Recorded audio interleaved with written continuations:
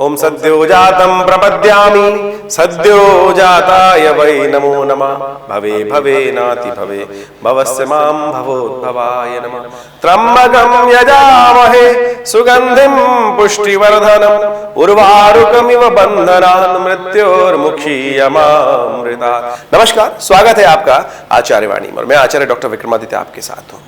तुला राशि वालों के लिए ये वीडियो हम तुला राशि वालों के लिए बना रहे हैं कि तुला राशि वालों के लिए ग्रह गोचर के दृष्टिकोण से राशिफल के अनुसार से 21 मार्च से लेकर 31 मार्च तक का समय कैसा रहेगा। देखिए, समय का खेल बड़ा विचित्र होता है, इसलिए हमें समय की चाल को पहचानना चाहिए और इसीलिए ज्योतिष विज्ञान का सर्जन किया गया कि हम समय को पहचान सकें कि समय का ग्रह योग किस प्रकार का बन रहा है, ग्रहों की चाल किस प्रकार की है, क्या कुछ होने के योग दिखाई देते हैं। तो हम कई बार से आपके समक्ष वीडियो डालते हैं और बहुत सारे लोगों के कमेंट भी आते हैं। तो तुला राशि वालों ये समझो कि 21 तारीख से समय शुरू हो रहा है, 21 मार्च से, और उस समय सुबह सुबह चंद्रमा जो है आपके ग्रहों की युति दिखाई देती है कि आपके लिए कुछ नया परिवर्तन का योग दिखाई देता है और पूरा कुछ नया अभ्युदय होने के योग इन 10 दिनों में, खासतौर पर 11 दिनों में बनने के योग दिखाई देते हैं। कई प्रकार के ग्रहों का योग बनेगा जो आपके लिए बहुत सावधानी से समय को पहचानने का योग दिखाई देता है। 21 तारीख के दिन अमावस्या है और उस दिन विशेष तौर पर वर्ष का अंतिम दिन है। चैत्र का कृष्ण पक्ष की अमावस्या है और भौमवती अमावस्या है। ऐसे में भौमवती अमावस्या के दिन ग्रहों का योग जो है थोड़ा सा आपके लिए कष्टमय दिखाई देता है, इसलिए आपको थोड़ा सा अपने मूड को ठीक रखने की जरूरत दिखाई देती है।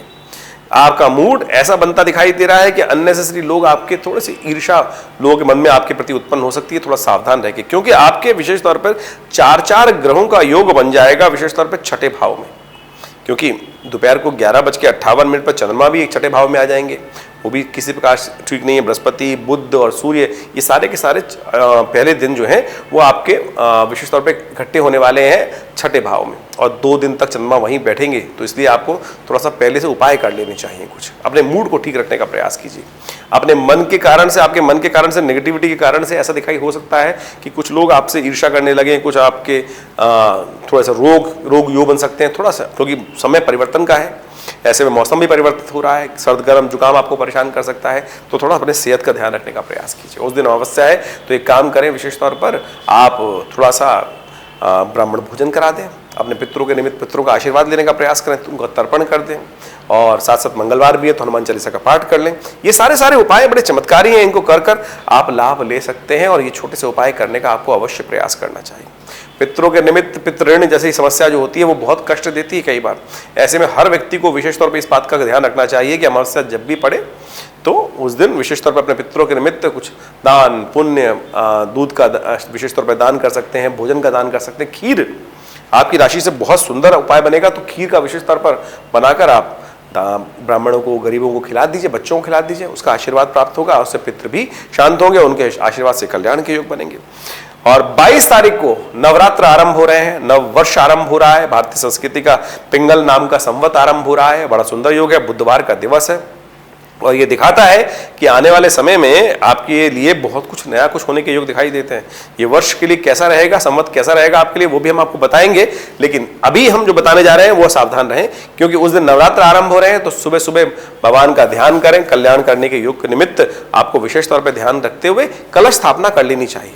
माँ भगवती की दुर्गा के कलश स्थापना का योग जो है सुबह सुबह 11, साढ़े 11 से पहले रहेगा, क्योंकि उस दिन भद्रा नहीं विद्यमान है। वैसे तो पूरा दिन ही शुभ है, तो आप अवश्य विशेष तौर पर कलश स्थापना करके माँ भगवती का ध्यान करते हुए, श्री गणेश का ध्यान करते हुए, भगवान के निमित्त कलश स्थापना कर भगवान गणेश के निमित्त पूजन करें और नवरात्र का शुभारंभ करें। इस दिन कहा जाता है कि नवरात्र इस बार जो है माँ भगवती दुर्गा नौका पर सवार होकर आ रही हैं और बड़े कल्याणकारी योग लेके आ रही हैं और माँ भगवती जल का उपयोग करते हुए आपके लिए बहुत शुभ योग बना सकते हैं। तो ऐसे में विशेष तौर पर ये सिद्ध मुहूर्तों को छोड़ना नहीं चाहिए।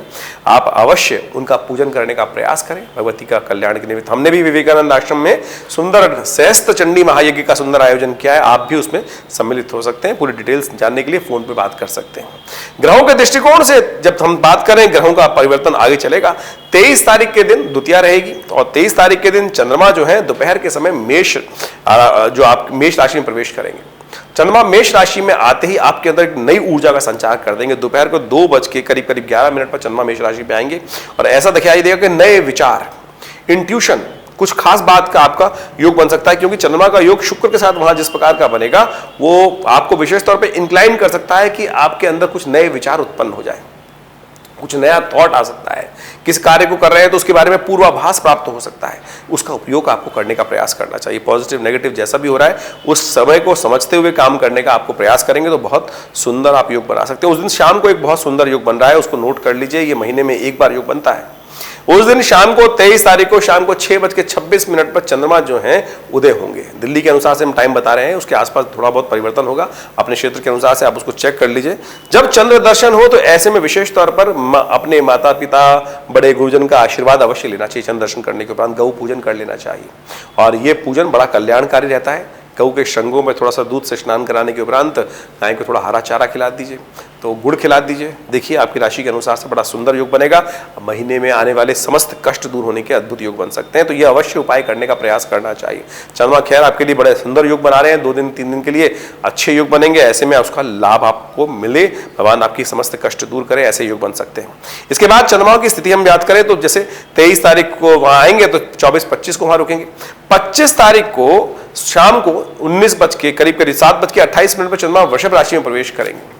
ये समय थोड़ा सा आपके लिए भारी हो जाएगा, ऐसे में अपने मूड को थोड़ा ठीक रखने का आपको प्रयास करना चाहिए। चंद्रमा अननेसेसरी खर्चे बढ़ा सकते हैं। चंद्रमा अननेसेसरी के जो ऐसे में एग्रीमेंट इत्यादि जो कर रहे हो ना, उनको बड़ी सावधानी के साथ करना चाहिए।